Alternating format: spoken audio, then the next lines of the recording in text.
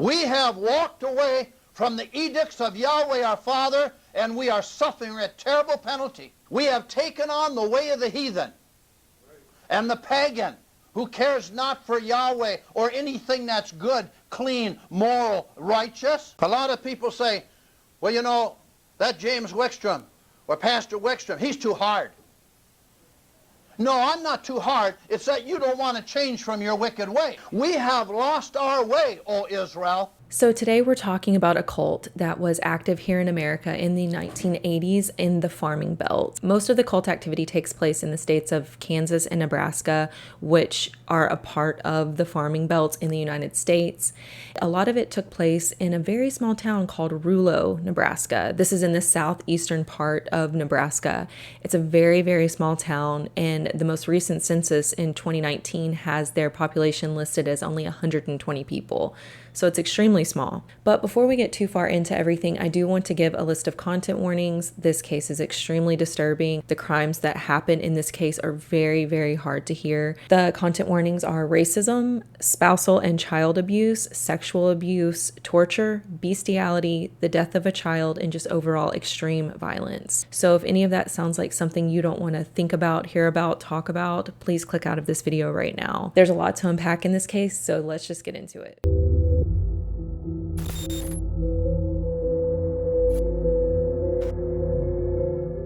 So as I said, this is a cult case that occurred here in the United States, mostly in the state of Nebraska, which is a part of the farming belt. So the farming belt, or corn belt as it's also referred to, is just basically just an area of the United States that has a lot of farmland and therefore a lot of farmers. For you to fully understand what happens in this cult, you really need to learn a little more about James Wickstrom, the guy from the intro. So let's talk a little bit more about him. So as I said, James Wickstrom is one of the leaders of the Posse Comitatus. They are a white supremacist group. They're anti-government. They don't believe in taxation. They believe it's unconstitutional. They're also very into survivalist training and just stockpiling for Armageddon. They're extremely anti-Semitic. They believe that Jewish people are behind financial institutions, just pulling the strings. James would also incorporate lessons on religion. He subscribed to the theology of the Christian identity movement. So the Christian identity movement was an anti-Semitic theology that puts forth the idea that white people are the chosen race and that Jewish people are the spawns of Satan. The way they do this is they go through the Old Testament and they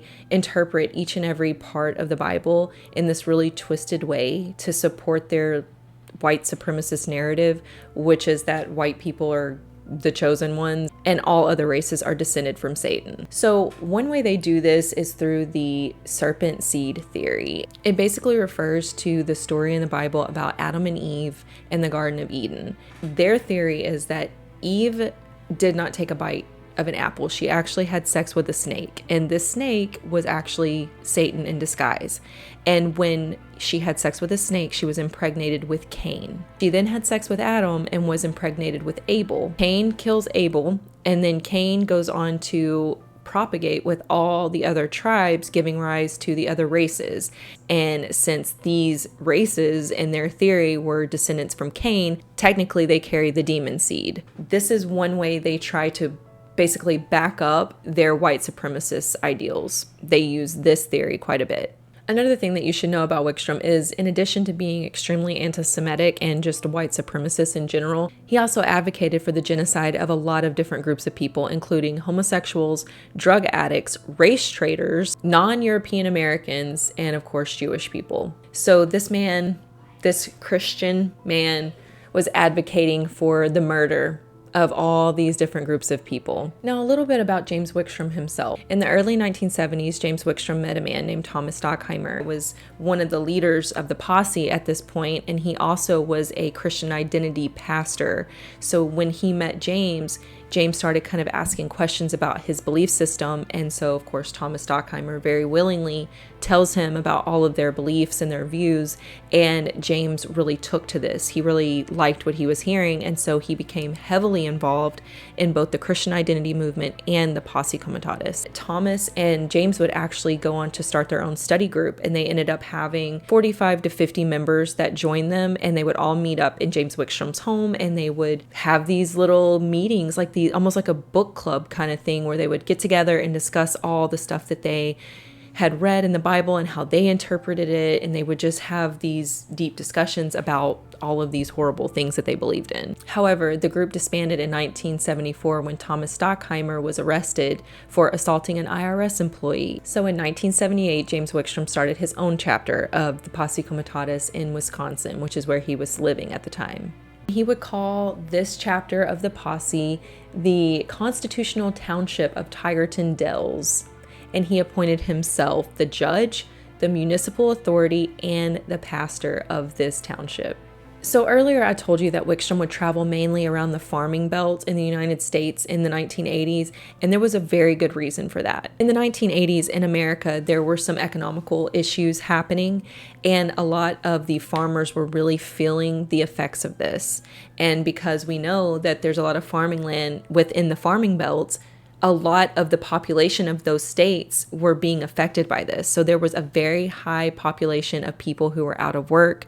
They were losing their farms. A lot of the farmers had previously made loans against their properties. They had made loans for farming equipment and different things to keep their farms going. A lot of them were still making payments on their properties. And because of this crisis, they could not make their payments. They were having to sell off their cattle. A lot of them were having to sell off their property. Some people were being foreclosed on. And it was just a really, really bad time in general for farmers. Some of these farms were generational farms as well. So not only were those people losing their livelihoods, they were also losing a part of their heritage. A lot of people had become disillusioned with the government. They just felt like they were being forgotten. And of course, James Wickstrom isn't stupid. He knows that there's going to be a lot of desperate, angry people in this area. So that's where he goes. In the early 1980s, he really began to ramp up his lectures in this area of the United States, and he ended up actually growing a very big following around this time. A lot of the people that he recruited around this time were farmers. They also found someone to blame whenever they joined the posse. James Wickstrom was telling them, the people you should blame for all of your financial hardships are the Jews. Those are the people that are pulling all the strings behind the scenes. And by 1980, Tigerton Dells had actually become sort of like a base for militia training, where Wickstrom would have lectures and he would kind of meet people through these different lectures that he would give, and certain people would be invited to Tigerton Dells to take part in this militia training. And between 1981 and 1983, James Wickstrom received a lot of attention from the press. The Posse Comitatus had kind of made a name for itself. He was actually interviewed by Larry King, Geraldo, and Donahue, which were all really big hosts at the time. Here's a clip from the 1984 appearance he made on the Phil Donahue Show. Let's try and understand who you are and what you're doing. You call yourselves Christian. You have major misgivings about the way the money system works in this country. Is it an anti-Semitic group? No, we're pro-Christian. We believe that our Constitution and the Articles and the Bill of Rights is lifted from the Holy Bible, as the abridged version of the Constitution thus state. We feel the four Supreme Court decisions stating that we are a Christian republic, the last in 1961, is the basis foundation of our faith, to Jesus Christ. It's a Christian republic. What are we going to do with the Jews? Well, the Jews are here. They've got their own country.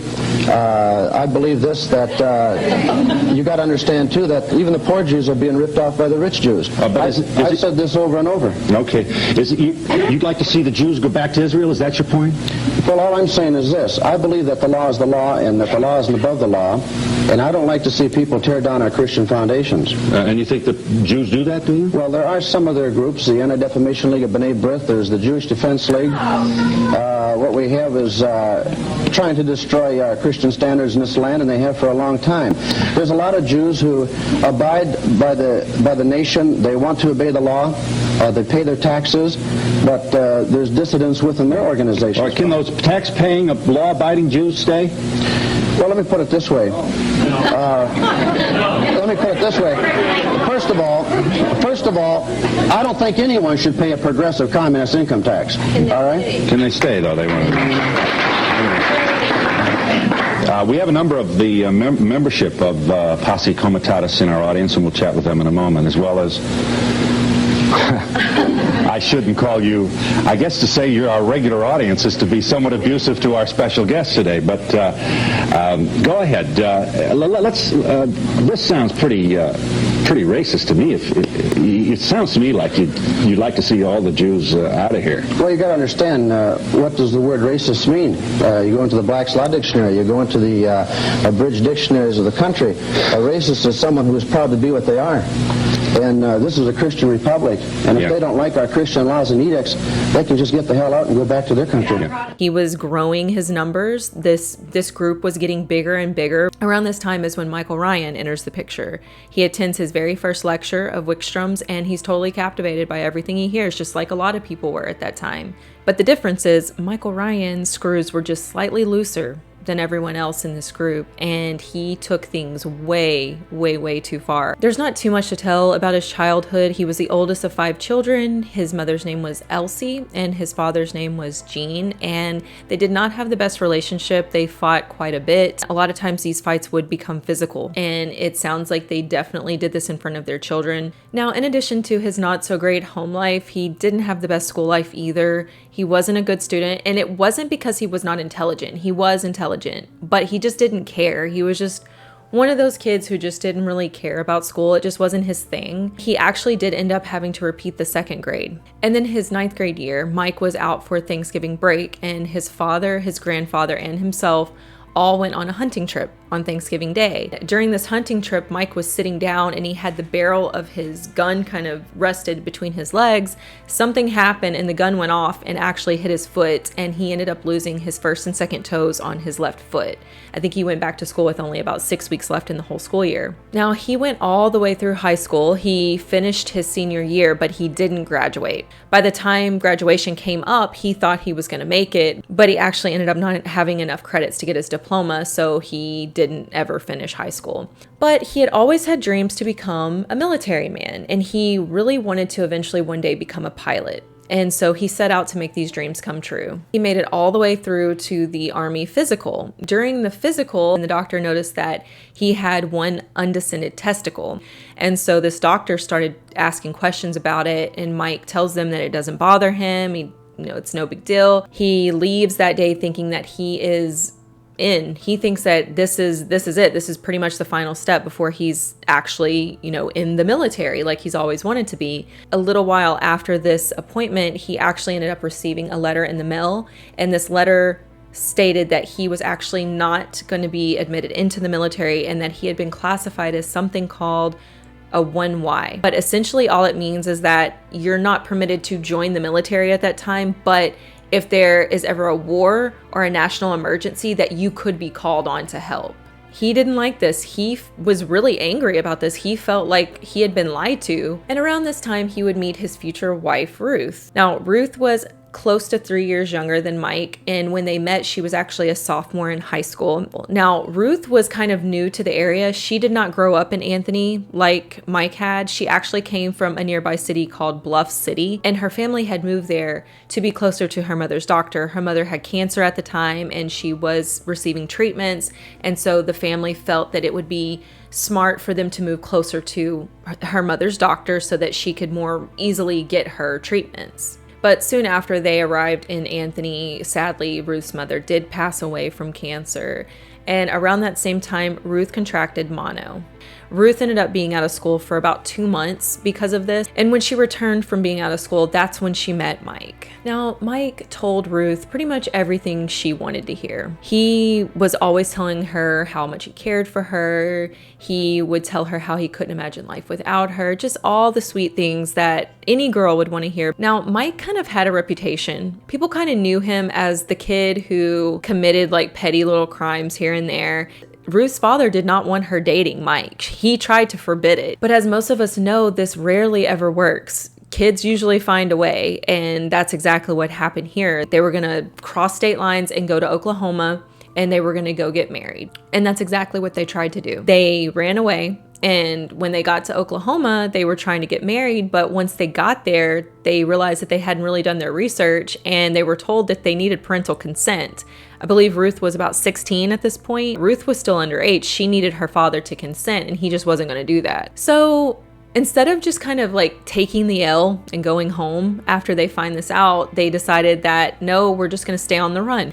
And they were actually on the run for about 6 months. And then one day some officers spotted them like kind of hanging around in a park and noticed that they looked very young, and then also noticed that they had an out-of-state license plate on the back of their car. The officers kind of started asking them questions, and they ended up finding out that they were actually runaways from Kansas, so they got sent back home. About 6 months after they got sent back home, they officially got married in Kansas. Ruth was 17 years old and Mike was 21. And because she went ahead and got married to Mike against her father's wishes, it really drove a wedge between them. They kind of lost touch. And about a year after Ruth and Mike got married, Ruth's father passed away.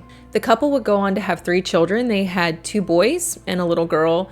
Their oldest son's name is Dennis. They had another son named Alvin and a little girl named Mandy. Now, money struggles, like a lot of families, completely plagued Mike and Ruth. They had money problems pretty much their entire relationship, and a lot of it had to do with Mike losing jobs constantly. Mike was really good at getting jobs because he kind of had that charm about him. People who were kind of outside of Mike's very close circle thought that he was a really nice guy. He was talkative, he was personable, he had a charm about him. He would always get these jobs and then he'd end up really hating his boss, and this was a constant cycle in their relationship. This happened pretty much throughout the entirety of their relationship. In addition to their money struggles, Mike cheated on Ruth constantly. He was not faithful at all. He was always having affairs, and it kind of even got to a point where he didn't really even try to hide it. There was one time in particular where Ruth had been out of town. I believe she was maybe visiting her sister. And when she got back, she found evidence that another woman had been in the house. And when she confronted Mike, he just didn't even care that she knew. Mike would also physically abuse Ruth quite often, and he actually would do this to his oldest son, Dennis, as well. It does sound like Ruth caught the most of it, but I do know, at least on a few occasions, that Dennis did get physically abused by his father. I'm not sure about the younger two. Out of Mike and Ruth's children, Dennis was the one that I found the most information on. And Dennis has given interviews on what happens in this case. And he kind of talks a little bit about his childhood. Growing up, with my dad, who was very domineering. You were scared to say anything and do anything, without, you always wanted his approval, and no matter what you did. If something would come up, he would get physical with me, He'd beat the crap out of me more than once, but it was always my fault. Because I thought he was going to kill me. As far as the physical abuse goes towards their mother, the kids would see this go on. They saw what Mike was doing to Ruth, which is absolutely horrible for any child to witness. Dennis, even though he was also the recipient of some of this abuse, he always assumed that it was his fault. He felt like, if my father is beating me, it's because I did something wrong. And it's so sad because he just completely idolized his father. Nothing was his father's fault. It had to be him. He would do anything his father wanted him to do. So after having a lot of failed career attempts, Mike finally finds a job that is perfect for him. He finds a job working as a truck driver. And this was a perfect scenario for him because he kind of had the open road all to himself. He felt like he was kind of free. He also didn't have a boss with him all the time breathing down his neck, which was good because he's never gotten along with any of his bosses. And it also gave him access to a lot of women to have affairs with.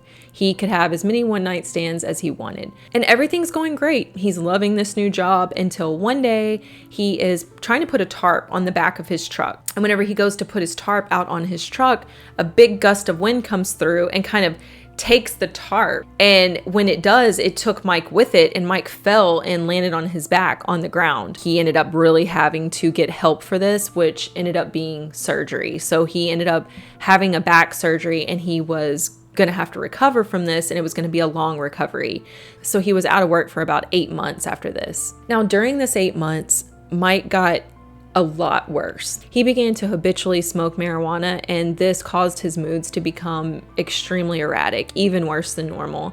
He also would just become enraged so much faster and over the smallest things. And he would direct all of this frustration towards his wife mostly. He also demanded sex all the time. She would sometimes cry during this, which is absolutely awful to think about. Mike also started threatening Ruth that if she were to ever leave him, that he would hunt her down and he would cut her with a knife and torture her. She just basically started going along with whatever he wanted just to kind of keep him as calm as she possibly could. She just pretty much gave in to anything at this point just to survive. And after his 8-month recovery, he did return back to driving trucks. Around the year 1979, Ruth met a woman named Janet Carter, and they became very good friends. Janet Carter was divorced and she had 3 kids of her own, so she and Ruth got really close and they would get together and let the kids play together. And they would do this quite often when Mike was on his long work trips. Now, right off the bat, Mike was very open about his attraction towards Janet, and of course we know he doesn't care at all about his wife's feelings, so he was being very open with this.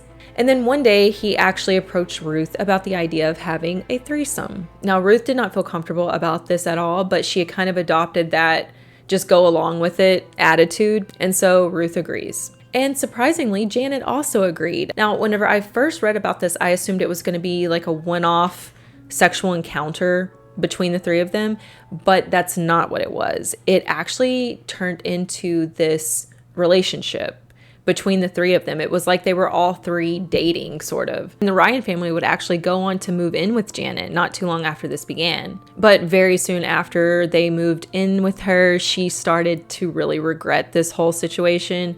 She was really starting to see how awful Mike was, and she's seeing the terrible way that he treats his wife because they're all living together. There's no escaping it. So this started to cause a lot of arguments between Janet and Mike now. They started fighting. And then one day it kind of all came to a head when Mike wanted Janet to stay in bed with him all day long while Ruth went to work.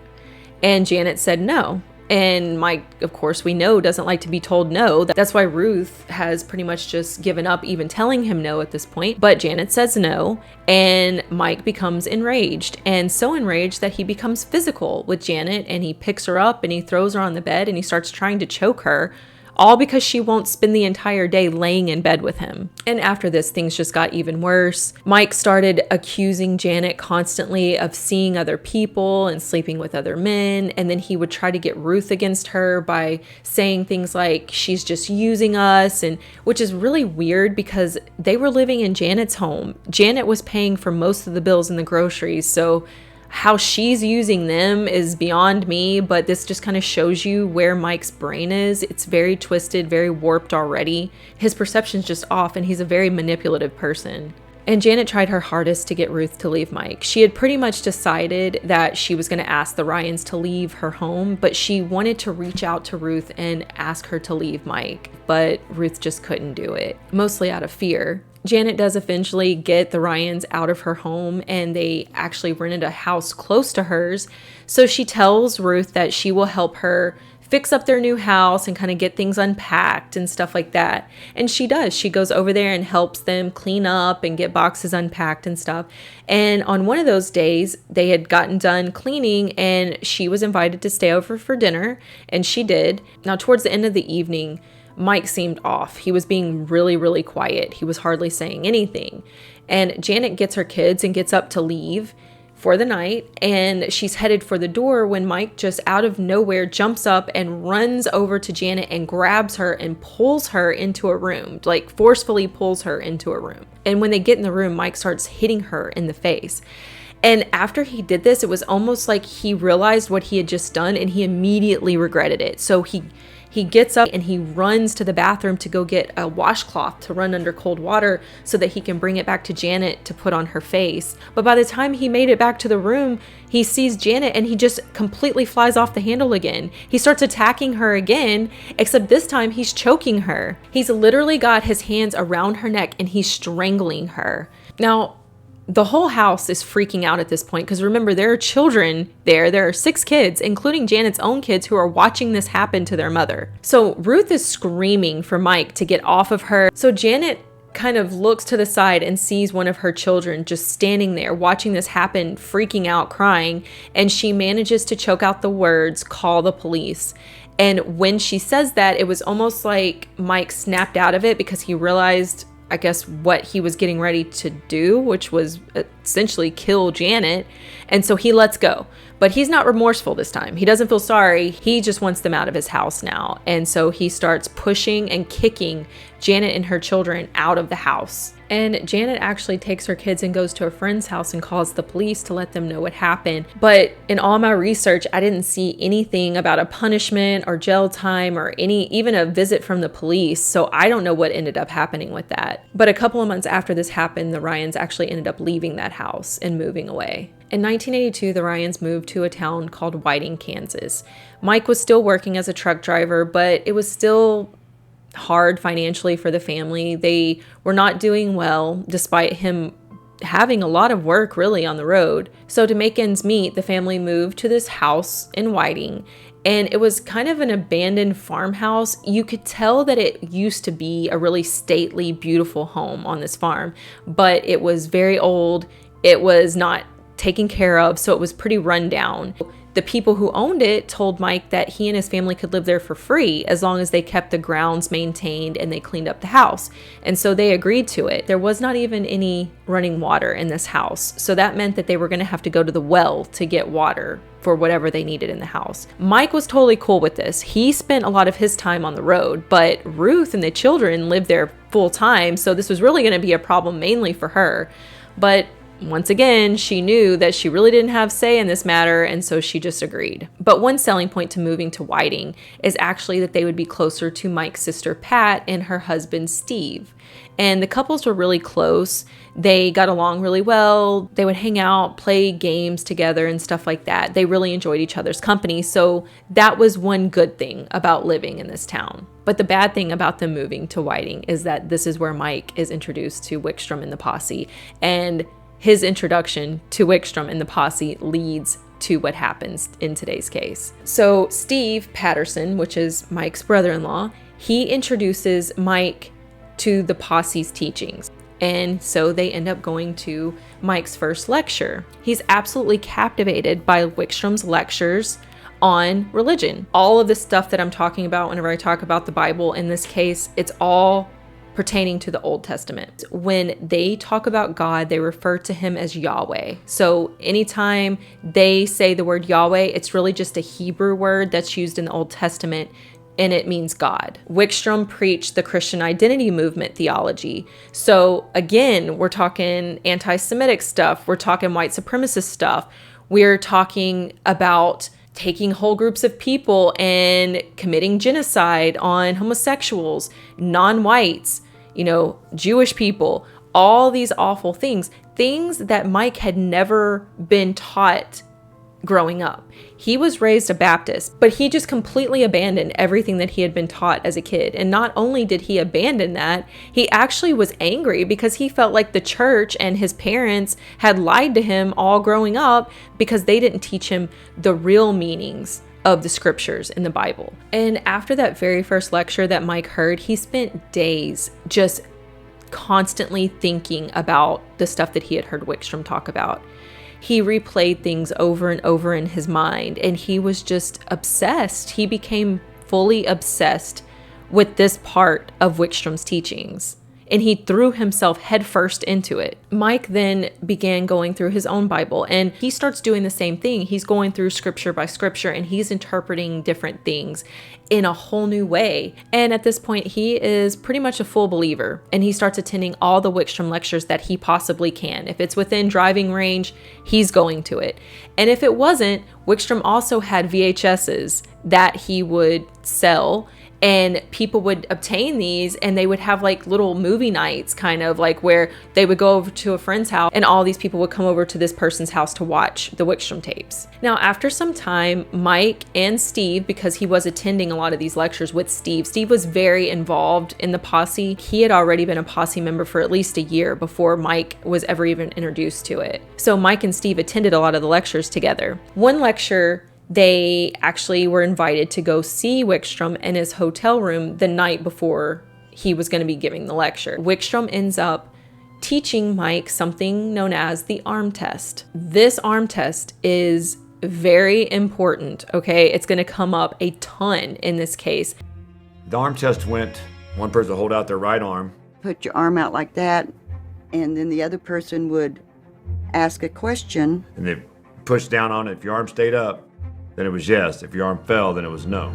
And honest, you had no control over it. The cult that goes on to be formed used this test to make all of the decisions. And Mike had become so close with Wickstrom at this point that Wickstrom kind of looked at Mike as his main man in Kansas.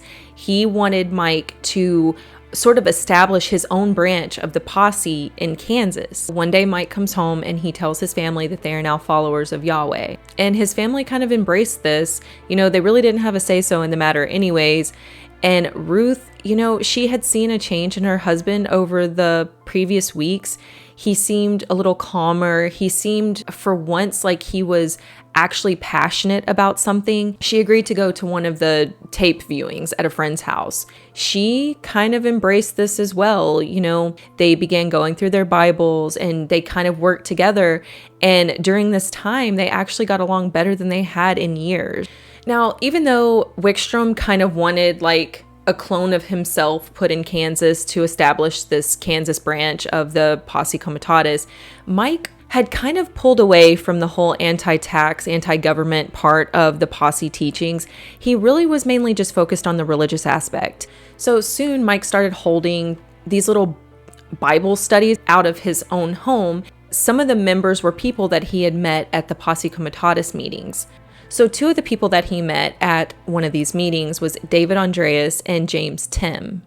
These two men were best friends. David Andreas was slightly older than James Tim. James Tim was in his early 20s, and they were both members of the Mennonite Church.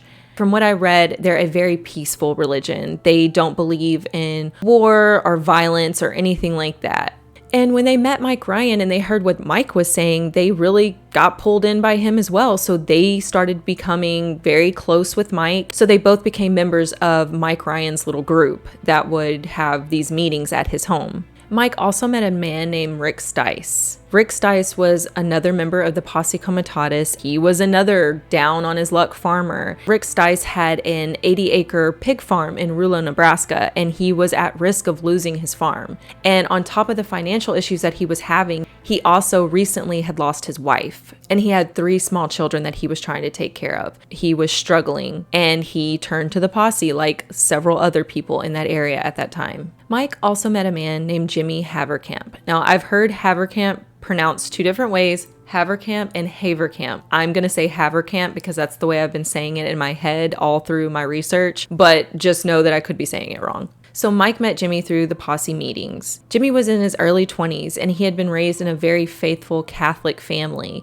but he fell on financial hardships and he too turned to the posse. He became a part of Mike Ryan's little group, and Jimmy very quickly pulled most of his family into this with him. His mother Maxine, his father Norbert, and his 3 sisters and younger brother all got pulled into all of this. And then later on, his cousin Tim. So in the end, the Haverkamp family would actually make up about half of the cult members. Jimmy began talking to his family more and more about it, and for a long time they fought against him. But eventually he wore them down and they started to embrace what he was telling them. Of his 3 sisters, one of them was married and had 5 children. Her name was Cheryl Gibson and her husband's name was Lester. And they had been having some marital problems, and those marital problems just got worse once she started embracing Mike Ryan's teachings. Her husband wasn't sharing these same ideals. It really caused some problems. But Lester wanted to work things out with his wife. He did not want to leave her or divorce her. He wanted to make things work. One day, Lester was coming home from work, and when he walked into the house, it was empty. Cheryl had left. She had taken all 5 of the children and just disappeared. Now, by this time, Mike was really starting to take on that cult leader role. So he's really starting to acquire this little religious following. People were starting to show up to his house all the time. And Mike had actually lost his job as well around this time, so he was unemployed. He had all the time in the world to dedicate to his new venture. So the cult was really starting to take shape. People were starting to flock to Mike, and he knew it. So of this group of people that was pretty much with Mike at all times at this point was the Haverkamp family, and this includes Cheryl Gibson and her 5 children. Lester did not know that this is where she was. He kind of had an idea because he had heard the family talking about this Mike Ryan guy, so he kind of had an idea that maybe something was going on there, and maybe that's where Cheryl was. And so whenever Cheryl left Lester, she fled to Mike's with her 5 children. And Mike almost immediately fell for Cheryl. He was absolutely infatuated with Cheryl. And he was basically in her ear. As soon as she left Lester and he had her isolated, he was in her ear telling her what Yahweh wanted her to do. Remember how I said the arm test would be central here? This is what I'm talking about. Each and every decision that's made in this cult will be made using the arm test. Yahweh was giving Mike directions on what to do with Cheryl next. He was telling her things like, you need to divorce Lester. Lester was served with divorce papers. He knew they were having marital problems, but he didn't know that Cheryl wanted a divorce. And so he felt like this wasn't right. He had a feeling that somebody must be in her ear telling her things. So not only did Yahweh tell Cheryl that she should get a divorce, he also told her that she should get a restraining order so Lester could have no contact with her or the kids. This is just a tactic that these cult leaders will use. They try to isolate their followers because they don't want any kind of outside influence in their ear. So a court date is set for Lester and Cheryl to show up and have their divorce proceedings. So Lester was going to use this court date meeting as kind of an opportunity to talk to Cheryl. He hadn't seen her in a very long time. Of course, Mike wasn't going to let that happen. So he had instructed Ruth to basically keep Cheryl isolated and away from Lester. And so Ruth made sure to sit right next to Cheryl the whole time so Lester couldn't go over there and talk to her. Cheryl wouldn't even look at Lester. She just didn't even acknowledge him at all. So of course they had to talk about the whole restraining order situation. The judge wanted to know why Cheryl needed a restraining order. And so she just made some stuff up. She lied and said that Lester was physically abusing her and her children and that he was cheating on her constantly. Of course, none of this is true. And in the end, the divorce was granted, but Lester would still get to have supervised visitations with his children. So in June of 1984, Cheryl and her 5 kids, along with everyone involved in this cult, up and left Whiting, Kansas, and left for Rulo, Nebraska. They were all going to be staying permanently on Rick Stice's pig farm. It was a way to have enough space and be isolated from a lot of people.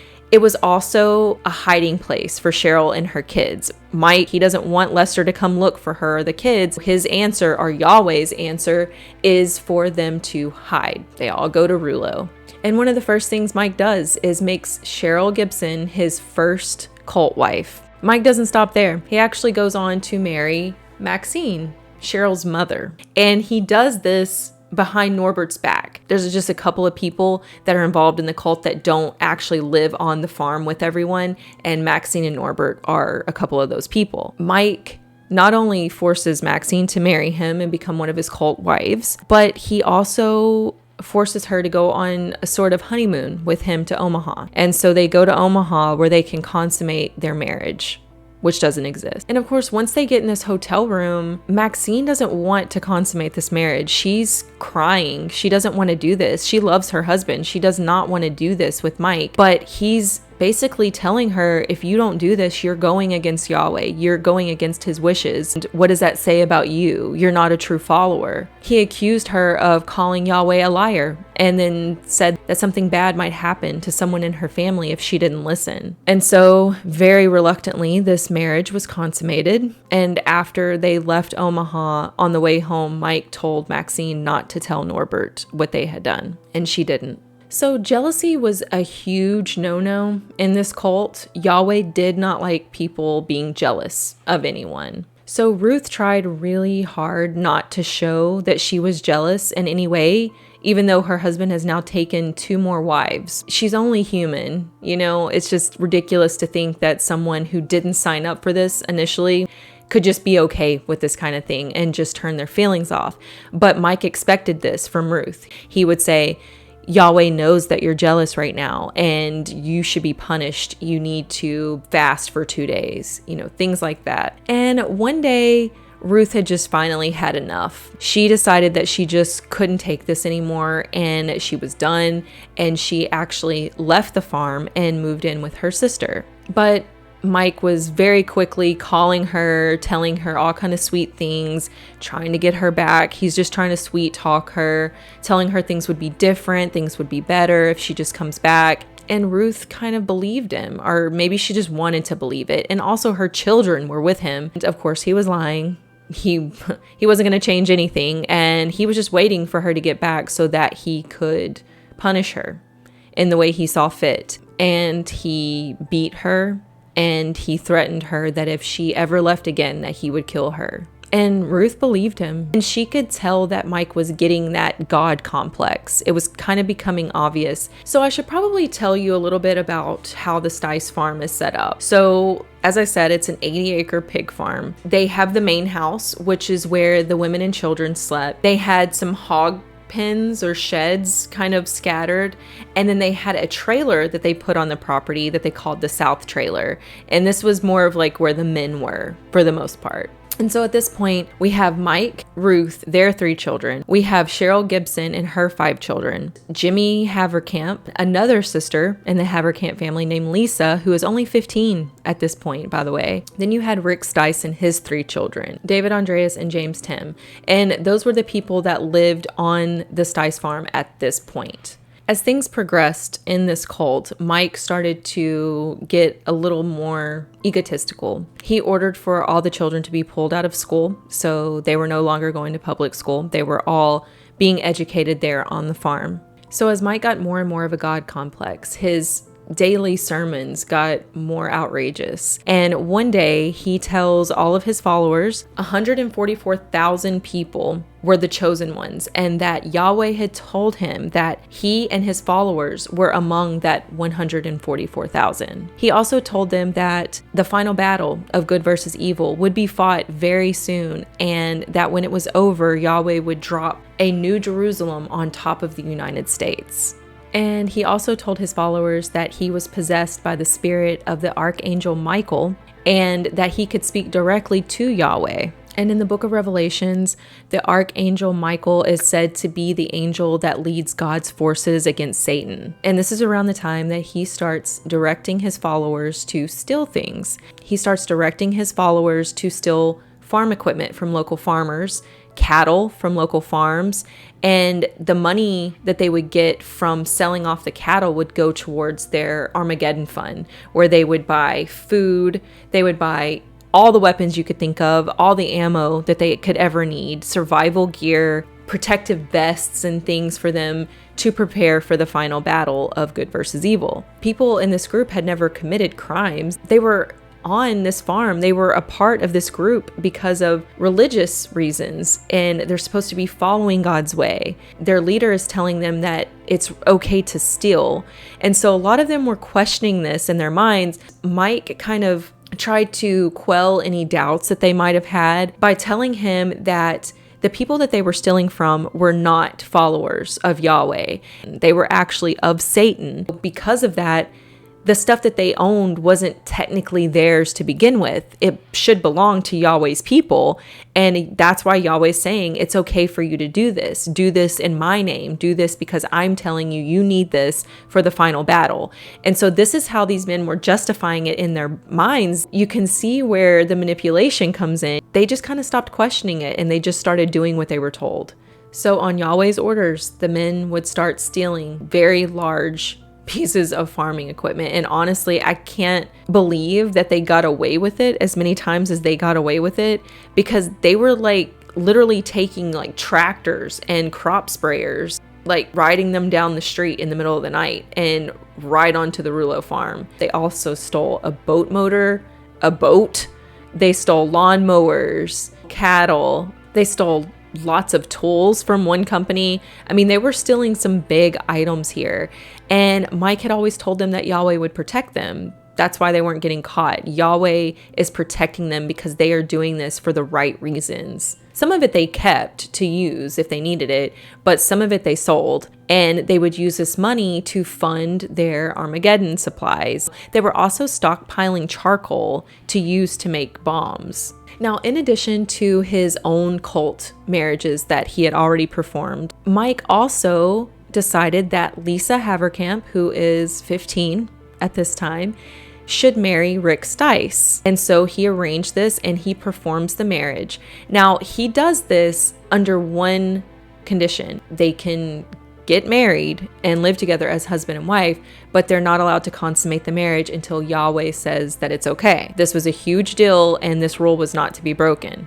At this point, Mike had totally indoctrinated his oldest son, Dennis. And keep in mind, Dennis is a teenage boy at this point. I believe he's 13, 14 when this all begins. And so he's very impressionable and he idolizes his father.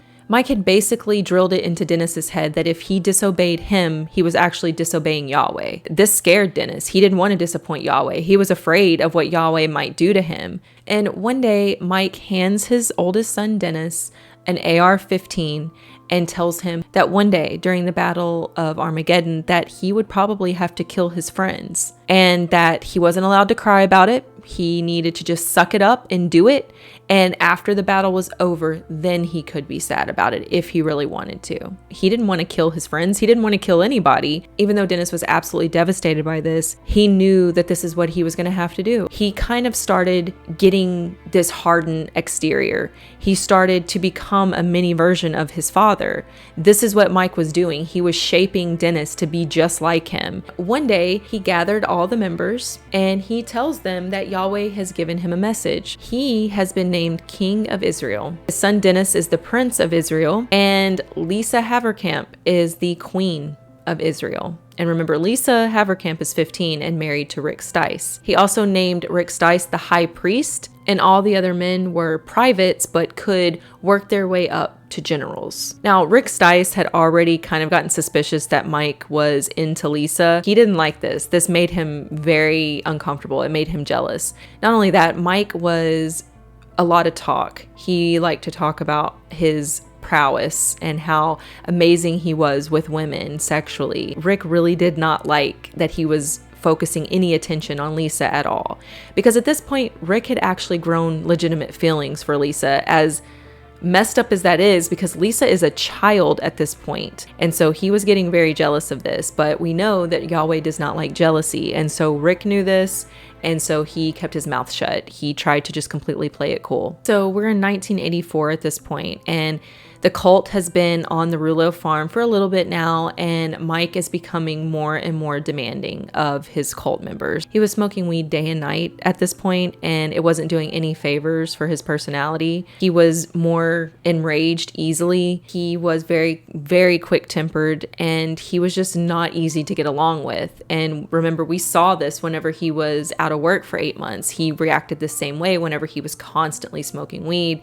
It had that same effect on him. This time, it's got that effect, but also he's got this God complex because he's the King of Israel, right? The people on this farm, they have seen the shift in his demeanor. They've seen the shift in his personality. They're all starting to get really fearful of how things are going, but nobody's saying anything because they fear Mike and they also fear Yahweh. They still fully believe in Yahweh. They still fully believe that Yahweh is talking through Mike Ryan and that he actually is the Archangel Michael, but they're also noticing that their leader is becoming more and more radical. He also started imposing really strict rules on his cult followers. He started making it to where only Lisa Haverkamp was allowed to use the telephone out of the women. He also started forcing the women to wear dresses. They had to wear dresses, and Yahweh had to pick out the dresses for them. He also completely separated the men and women. The men were no longer allowed to talk to the women at all. The only time that they could have any sort of small talk was whenever the women were giving them their plate of food in the evenings. And around this time, Mike really started to double down on his hatred of Rick Stice's youngest youngest son, Luke Stice. Luke Stice was only 5 years old, and he was still struggling with the death of his mother. And because of this, he had really attached himself to his father. And this is normal. This is what any child would do, especially a child of that age. This really got on Mike's nerves because Luke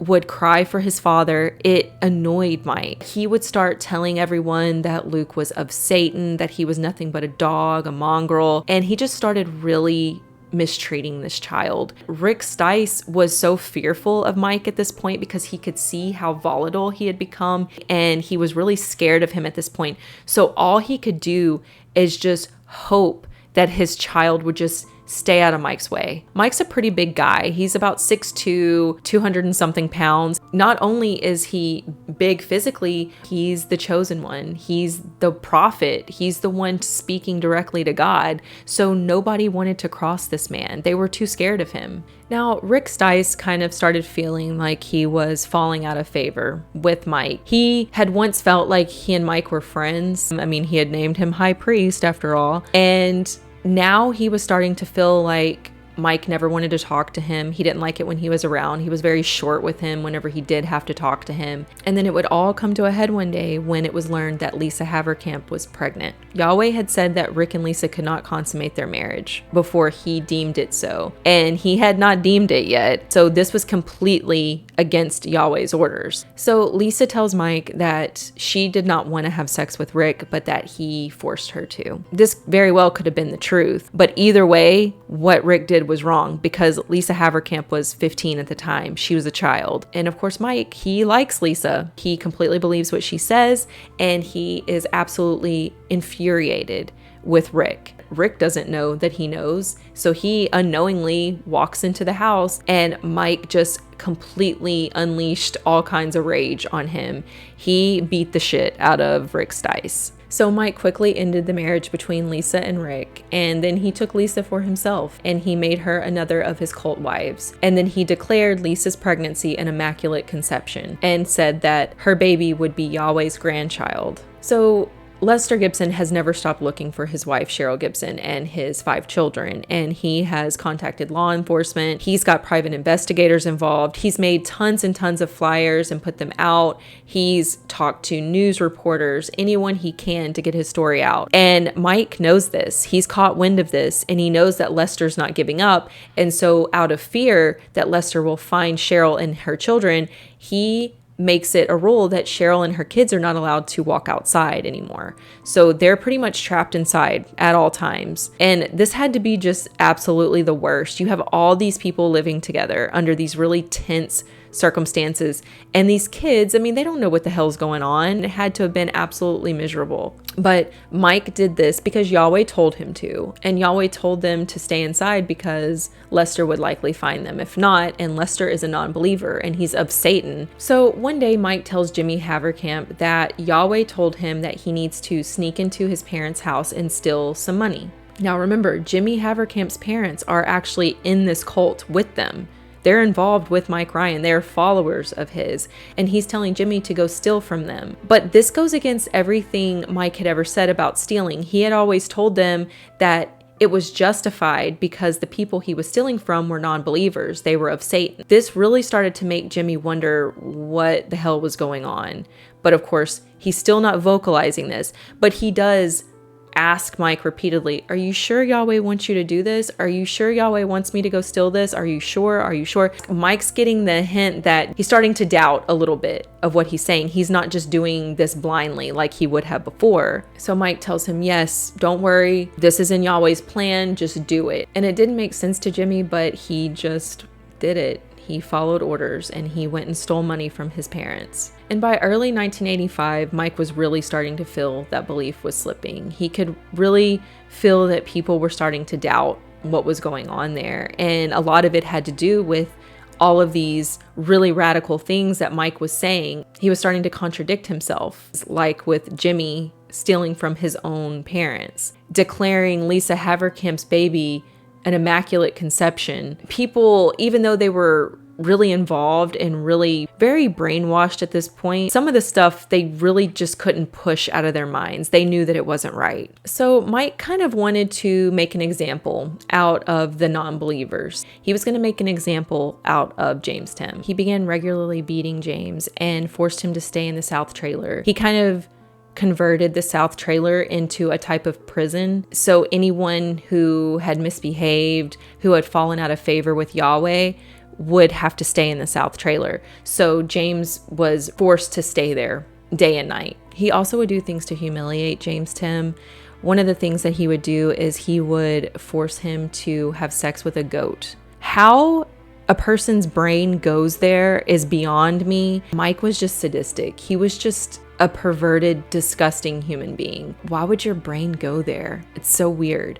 James doesn't want to fall out of favor with Yahweh, so he just kind of takes these punishments and hopes that he'll eventually get back on Yahweh's good side. Mike demotes James Tim to slave status. So he is declared a slave. He must stay in the South trailer. And Mike would claim that this was all done under Yahweh's orders. And this really worried James Tim, because even though he had started having doubts, he didn't doubt Yahweh. He was doubting certain things about the group, but not Yahweh himself. And so he fully believed that Yahweh was ordering these things and that he had fallen from favor and that he needed to work as hard as he could to get back in Yahweh's favor. And so he was just taking all of these punishments and doing everything that Yahweh ordered him to do. Now, at this point, it's about March of 1985, and James Tim, Rick Stice, and Luke Stice have all been demoted to slave status. According to Mike and Yahweh, they have fallen from favor and they needed to be punished. And Mike really ramped up on his sadistic ways around this time. He would just try to think of the most humiliating thing he could do to the men. I'm not going to tell you a lot of the stuff that happens with Luke Stice. In preparation for this case, I read a novel and a ton of news articles from the 80s, anything and everything I could find online. And some of the stuff that I read really messed with me. I'm only going to tell you what I think you need to know for this case, like to understand the facts of this case. So I will not be going into great detail about the abuse of Luke Stice. Just know that he was treated extremely badly by Mike Ryan during this time. Now, Rick is kind of at a desperate point here. He's seeing his son, his 5-year-old son, being treated so horribly, and he's also in a really bad way. He's completely fallen from favor, so he's being treated horribly. He's really doubting everything that's going on. His farm has completely been taken over at this point. He has no say in anything that happens. He decides that he needs to leave. So Rick managed to escape, but after being away for a week, he knew that he needed to get back. His children were there, and when he came back, he was severely punished for running away. Mike Ryan just absolutely brutalized this man, then did the same thing he had done to James Tim to humiliate him and forced him to have sex with a goat. What the hell? Like, what is this about? This is crazy. And while this was happening, Mike watched and just laughed. He thought it was hilarious that he was able to get this man to humiliate himself like this in front of everyone. He's just absolutely the worst. He's so sadistic and disgusting. It's ugh. So while living as slaves in the South trailer, the men were forced to do a lot of chores. They had absolutely no privileges whatsoever. They were forced to stand guard, sometimes for days at a time, where they didn't sleep. They were also chained to the front porch and forced to sleep outside with no clothes on sometimes. And remember, all of this was done in the name of Yahweh. Yahweh's given all these orders to Mike. And all the other cult members were seeing this abuse, and they didn't like what they were seeing, but they also were terrified because they were seeing the consequences of going against Mike and going against Yahweh. So nobody wanted to say anything. They were afraid of that happening to them. So since some of the men had fallen from favor and had now been demoted to slave status, that meant that there was more room for Dennis to move up in the ranks. Even though he was only 15 at the time, he was kind of taken under Mike's wing, and Mike told him that Yahweh said that Mike would die in the Battle of Armageddon and that Dennis would need to live and be his heir. Because remember, he's the king of Israel. He started to give Dennis more power within the group. And being a teenage kid who wanted to make Yahweh proud and make his dad proud, he was happy about this. He welcomed this. And sadly, Dennis was becoming a clone of his father in all of his sadistic ways. And when his father told him that he would one day be king of Israel, you got to remember, this sounds insane to us, but this is a teenage kid. He totally believes that this is true. And so it totally warped his perception. So one day Dennis was hanging out in the south trailer and he was doing a little bird hunting, and he was sitting inside the trailer with his gun kind of rested on the window pane, aimed outside, shooting at birds. And of course, James Tim was in the trailer with him because he wasn't allowed to leave. And Dennis shot and missed a bird, and he became really annoyed by this. And he kind of started to blame James Tim for him missing this bird. He tells James Tim that because he is on Yahweh's bad side, that he was the cause of him missing this bird whenever he shot. And during this discussion that the two were having, Dennis's gun went off and hit James in the face. It actually went through his cheek and out the other side of his face. And Dennis completely panics whenever this happened. It does seem like he did not mean for this to happen. He was probably being irresponsible with his gun, but from what I've read, it doesn't sound like he deliberately shot James in the face. He goes and he yells for his father to come and help. And all the while he's just saying, I didn't mean to, it was an accident, I didn't mean to do this, I didn't mean to do this. And Mike takes one look at James and he says, call David Andreas. He knew that David had some medic training whenever he was in the National Guard, and so he tells them to go get David Andreas. David comes into the trailer and he's trying to help, but he had no experience with gunshot wounds. He didn't know what to do with this. So instead of getting James any medical attention, they decide that they're going to pack the wound with cayenne pepper to stop the bleeding and then just put a bandage on it and just, I guess, hope for the best. Before Mike left the south trailer, left James there with a bullet wound in his face, he tells him that this was all his fault and that he better get right with Yahweh, or next time Yahweh would likely kill him. And this is what he tells Dennis too, not to worry. This was actually not your fault. Yahweh did that. Yahweh made that gun go off and hit James in the face because he is a doubter. He's of Satan. And so Yahweh did this to him on purpose as a warning that he better get right. So after this happened to James, he was never really the same. He had suffered this, this shot in the face. The beatings never stopped. Mike kept coming in and beating up on him, and he was still being forced to sleep outside, so he wasn't properly healing anyways. He needed medical attention, but that just wasn't going to happen. And Rick Stice would secretly talk to James Tim and ask him why he didn't just leave. And James Tim said that he wanted to try to get right with Yahweh. James was totally devoted to these beliefs, and even though he was suffering at the hands of his leader, he wanted to stay and try to get back in Yahweh's favor. One day, James was on guard duty at the south trailer, so he was kind of standing in the front of the south trailer. Rick Stice was doing dishes, so he could see there was a window over the sink, and he could see out the window, and he sees Mike heading towards the south trailer, and he looks angry, and he knows that he's coming to beat up on James Tim. So he just came rushing up at James Tim in this really angry way, and he just starts screaming in his face and accusing him of being jealous of him because he's the chosen one and he's the Archangel Michael, absolutely in a rage at James Tim. And of course, James Tim is denying all this. He was accusing James of being jealous, and he had just worked himself up into this, this rage. And so whenever he went to leave the house, he was walking out really angrily, and poor little Luke Stice was just in the wrong place at the wrong time, and Mike pushed him out of the way really forcefully, and Luke hit his head on a bookshelf, and he fell to the ground and went unconscious. Mike immediately started saying that he didn't mean to do this and that he had just shoved him a little bit and that he didn't mean to hurt him. Rick is freaking out because his baby boy is laying on the ground, not responding.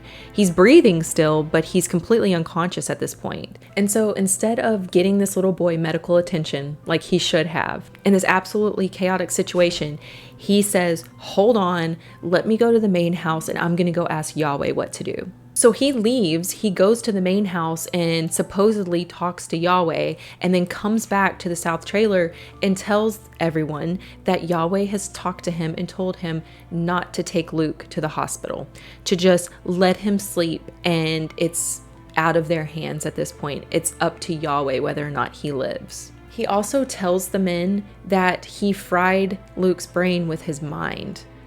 I have no clue what that's supposed to mean. All Mike was doing was covering his ass here. He knew that if they took him to the hospital that he would get in trouble for something. So they pick little Luke Stice up and they lay him on one of the beds in the bedroom. And to make sure that Rick didn't try to get help, he was chained up to the front porch that night so that he couldn't go help his baby. And sadly, Luke passed away in the middle of the night. Rick had to hear about this because they didn't let him off of his chains. Mike wouldn't unchain him. He went into the house and Rick could just hear through the door what was being said, and he heard the men talking about his son passing away. And he was just numb. He completely felt like this was his fault, that he had let this happen to his son. And in that moment, he knew that he had to get out. He had to leave this place because he would be next.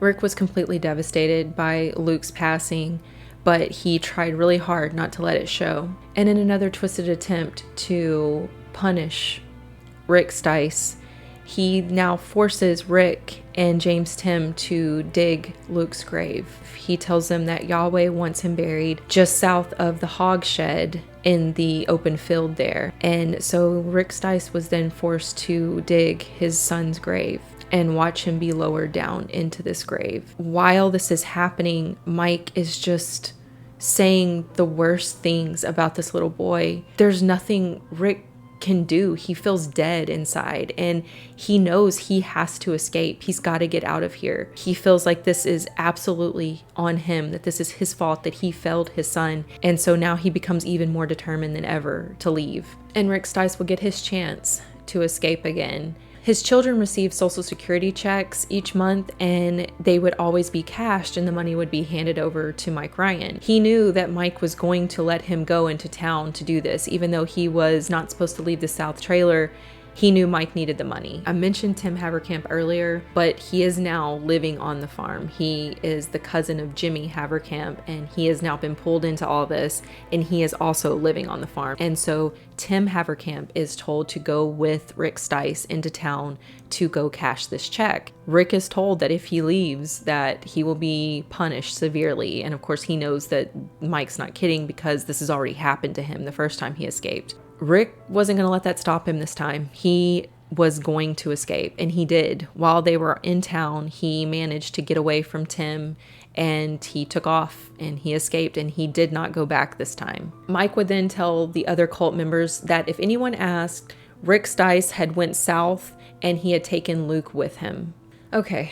Just a warning here, we're getting ready to talk about torture. I'm not going to go into detail of some of the things. If you want to look it up, you can. There's just some things I just don't want to say out loud. It's not going to be easy to hear. So the birth of Lisa Haverkamp's child was approaching. She was now 9 months pregnant, and she was getting ready to have Yahweh's grandchild. And so to celebrate this, a feast was being prepared, and Mike decided that he was going to go out and kill a wild turkey so that the women can cook it for this feast. So he kills a 19-pound wild turkey, and they store this turkey in the south trailer refrigerator until it was ready to be prepared. When the time finally came, the turkey was taken over to the main house. The women cooked it, but once it was finished, it didn't look right. Ruth takes it out of the oven and she makes a comment about the way it looks. She's like, something's not right about this turkey. It doesn't look right.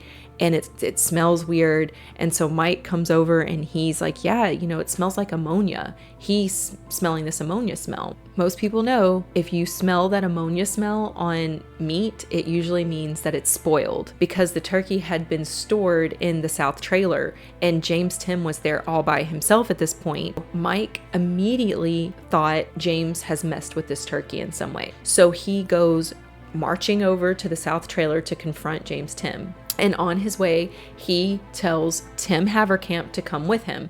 So they both go into the south trailer, and before they say a word, they're searching all through the trailer to try to find some sort of cleaner, like chemical cleaner, because Mike has it in his head that that's where that ammonia smell's coming from, that James must have put some kind of chemical on top of this turkey. And so they very quickly find some household cleaner, and they look at the ingredients and they see one of the ingredients is ammonia. Mike takes this evidence, he leaves the south trailer, and he goes back to the main house where he starts talking to Yahweh. And he asks Yahweh if James Tim has messed with this turkey. And Yahweh says yes. He then goes one step further, and Yahweh tells Mike that he's been pouring 1 capful every day on top of the turkey in order to poison everyone. So then Mike goes back over to the south trailer to confront James Tim, and James Tim is completely confused. He has no idea what's going on right now, and he's just denying it because he didn't do this. But Mike just, of course, doesn't believe it, and he tells him that he better prepare himself because tomorrow he'll be punished. Mike wants him gone. He looks at James Tim as one of Satan's people, and he wants all of Satan's people gone off of this farm before Yahweh's grandchild is born.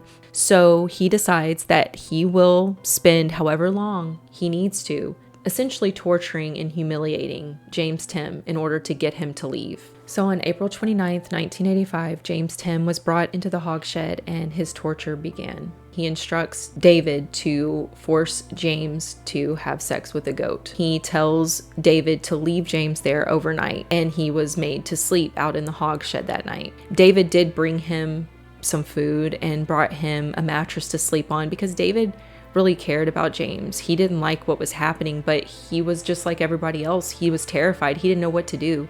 And he was not only afraid of what Mike would do, he was still a very firm believer in Yahweh, so he was worried about what Yahweh would do to him. He didn't want to get on his bad side, and he was being told that this is what Yahweh wanted.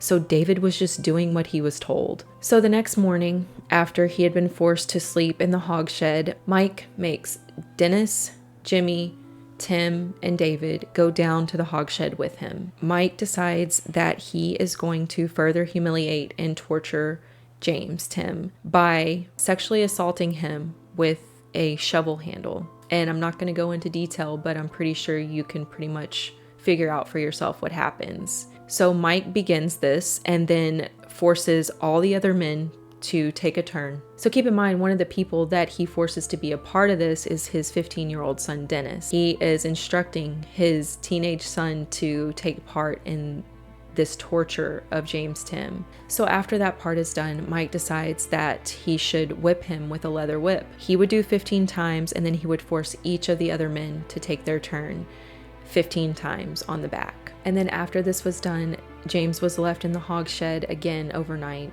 The next morning, the men returned, and Mike instructs them to put him in a sort of crucifix position so that they could then take turns whipping him on his chest. So they do that. And after this, Mike decides he is going to shoot off the tips of James' fingers, each of his fingers, and that the men would each take a turn. And so that happened. They each do a different finger. By this point, James is losing a lot of blood, and he is extremely weak from everything that's been done to him. So Mike instructs David to take the tractor and go to the south field where Luke had been buried, and tells him to disc the field.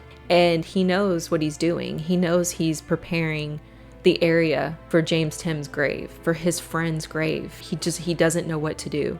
And so he just does what everybody has done, and he just obeys. Jimmy was then sent to go keep watch on the road to make sure nobody was coming up the road, nobody would see what was happening. And while Jimmy and David were gone, Mike, Dennis, and Tim would complete the task.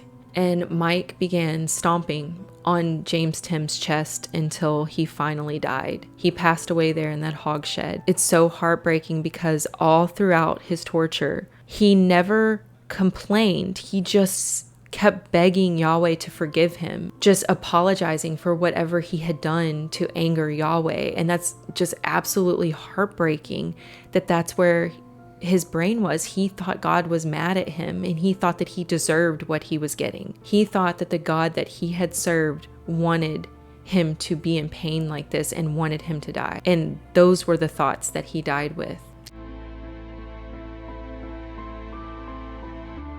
As David Andreas approached the hog shed, he knew that James had passed away, and he wanted to show emotion. He wanted to show that he was sad, but he knew that he couldn't, and so he had to keep it all inside. Mike then instructed the men to go to the field and dig a grave about 30 yards from where Luke Stice was buried. James Tim's body was put into a sleeping bag along with some of his clothes. And then Mike instructed Tim Haverkamp to shoot James in the head to make it look like an assassination. But when Tim's body would be found, it would be obvious that he wasn't assassinated. His body had been mutilated. It was going to be obvious that he had been put through some kind of torture. And just like Rick Stice and Luke Stice, Mike tells everyone to just say that James had up and left and went south to Texas.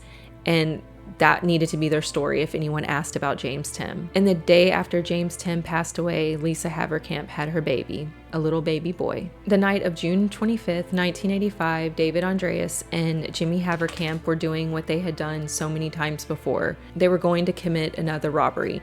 This time in Seneca, Kansas, at a Kohler factory. They were going to steal a crop sprayer. And so they went in the middle of the night, just like they had so many times before, except this night they would get caught. And this would lead to the downfall of Mike Ryan. So they went to this Kohler factory and they were going to steal this crop sprayer. So they hook up this crop sprayer and they're pulling it with their truck down this dark, deserted road back to Rulo. Remember, it's the dead of night. And they just happen to pass a police officer. And this officer notices that they don't have any tail lights. So they watch as this officer makes a U-turn and turns on his police lights and pulls them over. They were always told by Mike that they were protected. They would never get caught because Yahweh was protecting them. So the men are in a total panic at this point, and up walks Richardson County Sheriff Corey McNabb. He pulls them over because they don't have any taillights on their sprayer. Once he starts talking to the men, he sees how nervous they are. He's asking them different questions. They seem very, very nervous, very shifty-eyed. And being a sheriff for a while, he knows how to read people, and he could kind of just tell that they seemed like they were hiding something. So he asked them to step out of the vehicle and put their hands up so that he could see them. So they step out of the vehicle, but they both kept their hands in their pockets. So he gives them another warning. Get your hands out of your pockets, put your hands up. And they still don't listen. So at this point, Corey McNabb feels like they could be hiding a weapon. They could be about to pull a gun on him. So he pulls his gun and points it at them and then begins to yell at them to get their hands up and out of their pockets. And finally, they both pull their hands out of their pockets.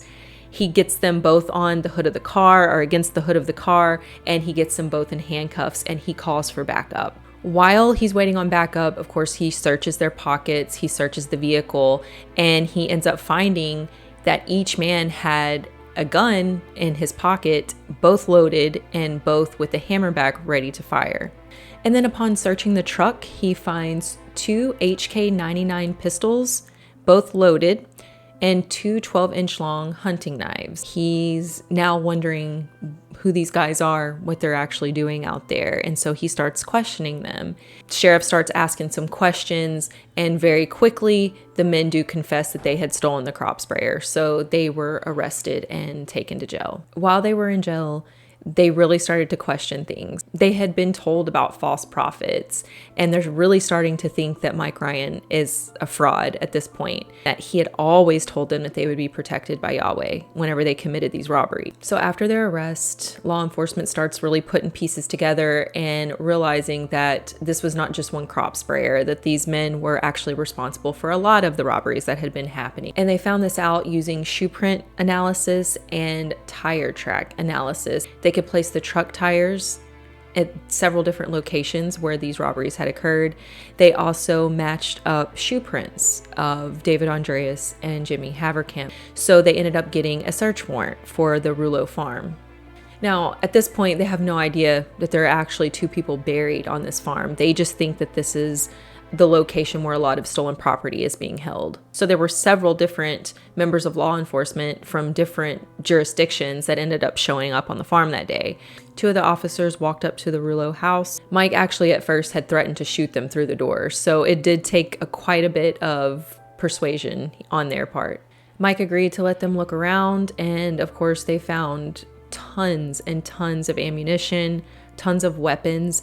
There was actually an entire room downstairs that was full of food. Like, you couldn't even hardly walk in the room. It was floor to ceiling stacked with canned goods and different foods in preparation for Armageddon. One of the rooms had actually been converted to a type of barracks where they had bunk beds, and then at the foot of the bunk beds they had foot lockers, and the foot lockers were full of weapons, clothing, survival gear. And in that same room there were guns and stacks of wooden crates full of ammunition. All the guns that they had were found to be loaded and ready to go, and it's just crazy to think that none of those kids ever got hurt. So upon searching, they found 50 to 60 different guns, 14 of which were fully automatic. And the entire time that the police were there searching, Mike, he was completely taking a hands-off approach. He was acting like he had no part in any of it, and that this wasn't even really his house. He was just staying there. So Mike ends up showing the police officers where all this stolen property was. He completely threw all the blame on David and Jimmy. Now, while they were there, one of the officers noticed Cheryl Gibson and her children and recognized them right away because Lester had been looking for them for over a year now. The police department was very familiar with what Cheryl looked like because Lester had continued to put out flyers. There's a warrant out for her arrest because she went against the court order in hers and Lester's divorce agreement. And there's a pickup order on the children. So Cheryl's taken into custody and the children are put into foster care. The police call Lester and let him know that they have found his family, and he was finally reunited with his children after over a year of being away from them. The police knew that this thing was bigger than what they knew at this point, and they knew that Mike Ryan had a bigger role than he was acting like he had. And through their investigation, they actually end up tracking down Rick Stice. Remember, Rick Stice had escaped, and they end up tracking him down and getting him to agree to come in and talk to them about what was going on the Rulo farm. And the first thing that Rick asks whenever he meets with the police is, "Are my kids okay?" The officers say, "Yes, they are, but your youngest son is not here." And Rick says, "Oh, he's with me." Mike still has a hold over him at this point. He's still afraid. So he's not letting on what actually happened to Luke. He also starts asking about James Tim. They had found a car title of James Tim's in the house while they were searching, but they didn't really know anything about him. So when Rick asked them how he was doing, the police really didn't know how to answer that. They had kind of asked about James Tim while they were there searching the house the first time, and of course they were told that he had went south to Texas.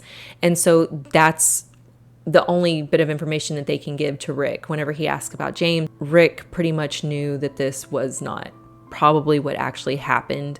After a lot of meetings and a lot of talking, Rick Stice was finally ready to let out everything that he knew about what was going on at the Rulo farm. He told them that Mike was actually the person that had started this whole thing, that had been instructing everyone to do these robberies. He told them everything about his son Luke's death.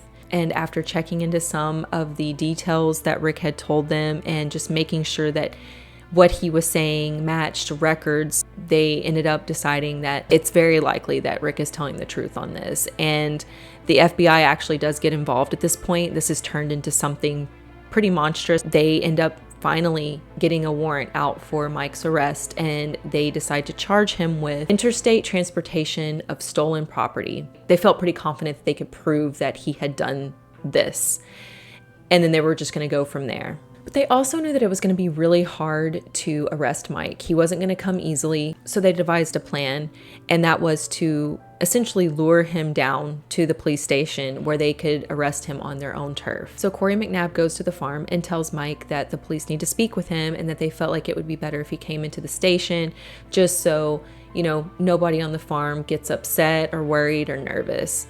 And so Mike agrees, and he willingly gets into the police vehicle and they go to the station.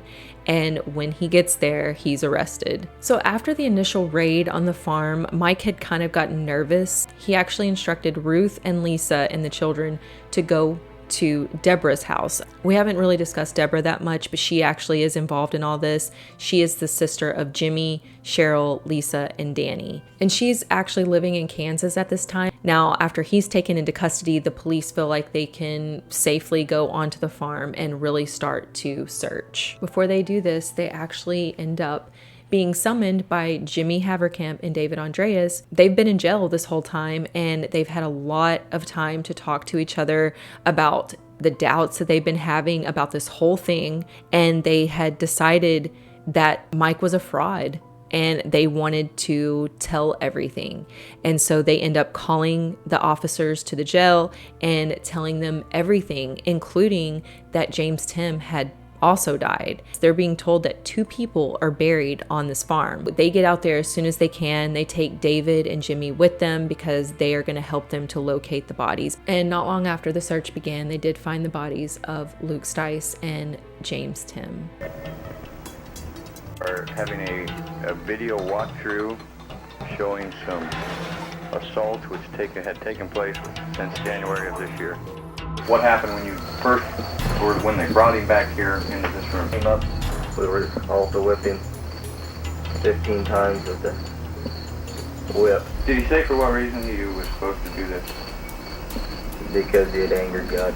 And Tim Haverkamp and Mike Ryan were both served with murder warrants. And then officers had to serve one more person, and that was 15-year-old Dennis Ryan, who was in Kansas with his mother at this time. So officers flew to Kansas, went to Deborah's house, and had to tell Ruth Ryan that they had to take her 15-year-old son into custody for murder. Dennis was, of course, extremely upset. He's crying. Ruth is crying and begging the officers not to take him, telling them that it wasn't his fault, that it was his father's fault that he had done this, that he did this because of him and because Yahweh had told them to. But of course, there was nothing that they could do about it. They had to take Dennis back with them, and he had to face the consequences of what he had done. And Mike had told Ruth that he was going to protect Dennis, and he didn't. He tried to blame everyone, including his own son, for what happened and take none of the blame himself. Mike Ryan was found guilty of first-degree murder of James Tim, and he pled no contest to the second-degree murder charge against him for Luke Stice. He was sentenced to death by the electric chair, but he actually ended up dying before this could happen in 2015 of brain cancer. He remained steadfast in his beliefs up until his death. He still was preaching all of his bullshit while he was in prison. Dennis Ryan was tried as an adult with his father in the murder of James Tim, and he was found guilty of second-degree murder and sentenced to life in prison. Mike had told Dennis not to worry,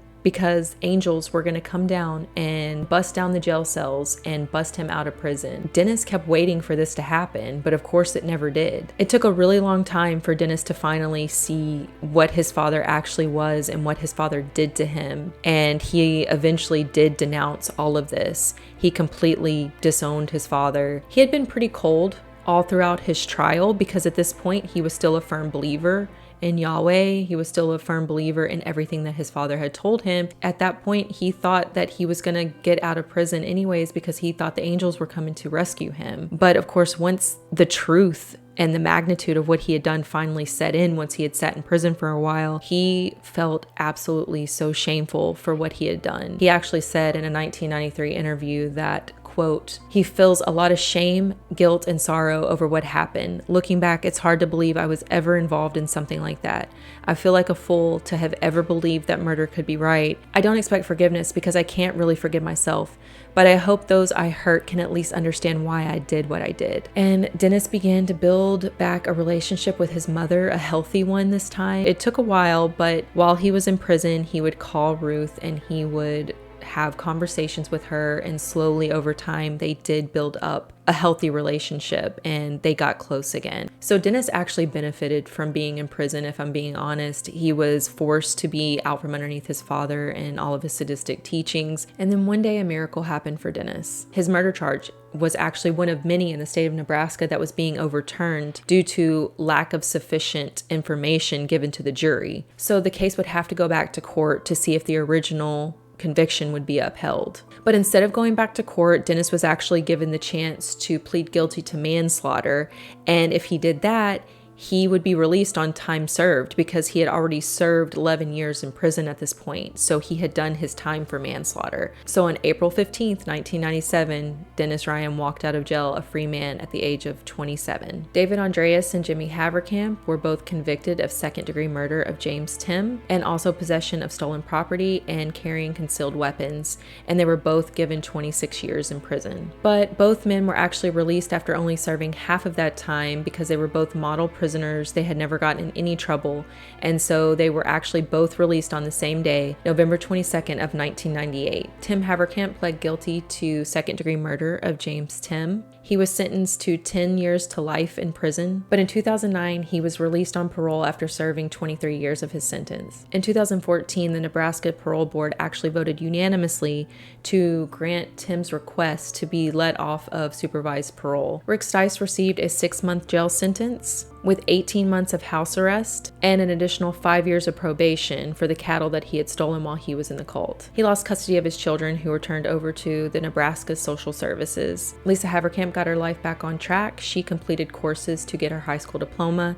She also did some college courses. She ended up getting married and having more children. Cheryl Gibson went through formal deprogramming for people who are involved in cults just to help her cope with everything that happened. She reunited with her husband Lester and her 5 children. She and Lester repaired their relationship and actually stayed together until 1999 when they split again. I just want to end this video by talking a little bit about the victims here. James Tim was just in his early 20s, and he was described as such a sweet person, very caring, and just a joy to be around. He loved his family. He loved being involved in his church as a child. And if he would have never been introduced to the posse, he could still be here today. And that's just a really sad thought. And my heart really goes out to his family. And Luke Stice, that poor baby, he just missed his mother. He was just a little boy struggling over the loss of his mother, and he just needed love and care. And unfortunately, he was forced to be around a monster. Both of their deaths were just absolutely senseless. And as for Ruth and Dennis, they both seem to have their lives back on track, and